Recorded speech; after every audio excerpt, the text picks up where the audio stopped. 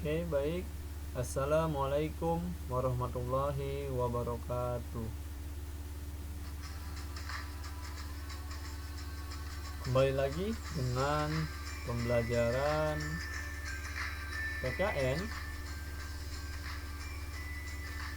pada bab 4, yaitu keberagaman suku, agama, ras, dan antar golongan dalam bingkai Bhinneka Tunggal Ika pada semester 2 kelas 7. Oke, langsung saja kita ke materi. Nah, pada kali ini ada materi pokok yang kalian harus pahami. Yang pertama, makna Bhinneka Tunggal Ika. Selanjutnya, keberagaman dalam masyarakat Indonesia. Selanjutnya, arti penting memahami keberagaman dalam masyarakat Indonesia. Yang terakhir, perilaku toleran terhadap keberagaman, norma, suku, agama, ras, dan antar golongan. Oke ya, itu adalah materi pokok. Oke, selanjutnya. Nah, pada kali ini keberagaman Indonesia merupakan suatu kondisi pada kehidupan masyarakat yang di dalamnya terdapat perbedaan berbagai bidang, meliputi pada perbedaan suku bangsa, agama, ras, serta budaya. Nah, ini ada gambar yang memang ada perbedaan suku ya, ras, serta budaya. Oke, selanjutnya, nah ini ada beberapa pendapat bahwasanya keberagaman yang ada pada masyarakat bisa menjadi kekayaan bangsa Indonesia dan potensi bangsa. Namun, keberagaman juga menjadi tantangan hal disebabkan karena orang yang mempunyai perbedaan pendapat bisa lepas kendali ya, munculnya perasaan kedaerahan serta kesukuan yang berlebihan dan dibarengi tindakan yang dapat merusak persatuan. Oleh karena itu, adanya usaha untuk dapat mewujudkan kerukunan bisa dilakukan dengan menggunakan musyawarah, kerjasama, ataupun dengan prinsip kesetaraan ya, seperti kebersamaan, toleran, saling menghormati satu sama lain. Oke, selanjutnya, nah di sini ada poin 1, faktor penyebab keberagaman masyarakat Indonesia. Yang pertama, ada keberagaman dalam masyarakat Indonesia sudah menjadi ketetapan Tuhan yang Maha Kuasa. Yang kedua, keberagaman merupakan anugerah yang patut disyukuri karena tidak mudah mengelola keberagaman di Indonesia. Selanjutnya, keberagaman merupakan sebuah kekuatan guna mewujudkan persatuan dan kesatuan bangsa Indonesia. Yang terakhir, menghormati keberagaman merupakan sikap terpuji sebagai Tuhan menciptakan makhluknya yang beraneka ragam. Keberagaman juga dipengaruhi oleh beberapa faktor, baik yang datang dari dalam maupun dari luar masyarakat. Hal ini juga dipengaruhi oleh faktor alam, seperti yang di bawah ini ya.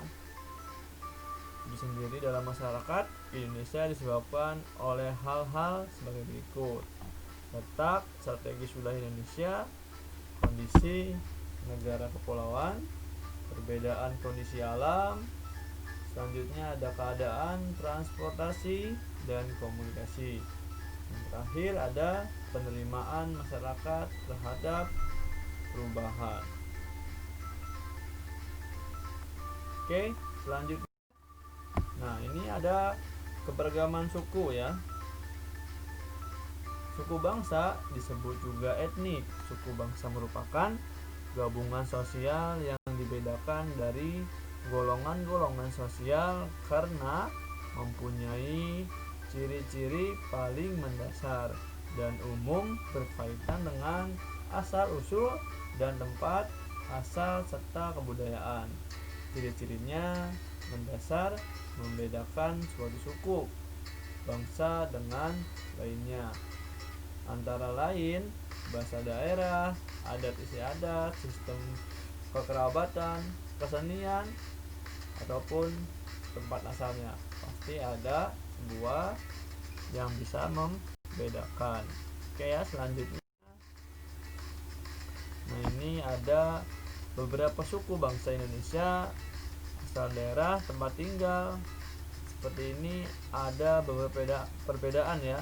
Antara lain di Pulau Sumatera terdapat suku Aceh, Gayo, Alas, Batak, Minangkabau, dan Melayu. Di Pulau Jawa terdapat suku Jawa, Sunda, Baduy, dan Samin. Di Kalimantan terdapat suku Dayak. Di Sulawesi terdapat suku Bugis, Manado, Gorontalo, Makassar. Nah, pada kawasan Maluku terdapat suku Ambon, Sangir, Ternate ya. Terakhir, pada kawasan Bali dan Nusa Tenggara terdapat suku Bali, Lombok, Bima, dan Timor ya. Yang terakhir, suku Papua terdapat suku Asmat dan suku Dani. Oke, kita lanjut saja. Nah, ini ada keberagaman agama dan kepercayaan ya. Mengapa Indonesia memiliki keberagaman agama? Maka dari itu, nah ini ajaran agama Islam dibawa oleh pedagang Gujarat dari Parsi sekitar abad ke-13, bahwa ada yang menyebarkan agama Islam pada abad ke-13. Selanjutnya, ajaran agama Hindu dan Buddha dibawa oleh bangsa India yang sudah lama berdagang dengan Indonesia. Selanjutnya, kedatangan bangsa Eropa membawa ajaran Kristen dan Katolik. Nah, yang terakhir, sedangkan pedagang dari Cina menganut agama Konghucu. Dari itu, agama mengajarkan pada umatnya agar berbuat baik dan benar. Oke ya, itu adalah keberagaman agama dan kepercayaan. Bahwasanya Indonesia banyak memiliki keberagaman agama. Oke, selanjutnya. Nah, ini adalah keberagaman ras ya. Istilah ras berasal dari bahasa Inggris, yaitu ras ya. Dalam Undang-Undang nomor 40 tahun 2008 tentang penghapusan diskriminasi ras. Ras merupakan suatu kelompok besar manusia yang mempunyai ciri fisik yang sama. Adapun menurut ahli Huijendingraad, ras adalah suatu golongan manusia yang menunjukkan berbagai ciri tubuh tertentu dengan suatu frekuensi yang besar, bersifat jasmani. Bahwasanya keberagaman ras, beberapa pakar mempunyai pendapat berbeda tentang pengertian ras, namun biasanya ras dapat diartikan sebagai kelompok besar manusia yang mempunyai ciri-ciri fisik yang sama. Beberapa ras yang ada di Indonesia seperti ras Malayan, Mongoloid yang tersebar di wilayah Sumatera, Jawa, Bali, Kalimantan, dan Sulawesi. Itu adalah keberagaman ras. Oke, selanjutnya. Nah, keberagaman antar golongan. Adanya lapisan dalam masyarakat itu juga disebut social stratification ya, ataupun bisa disebut dengan kelas sosial.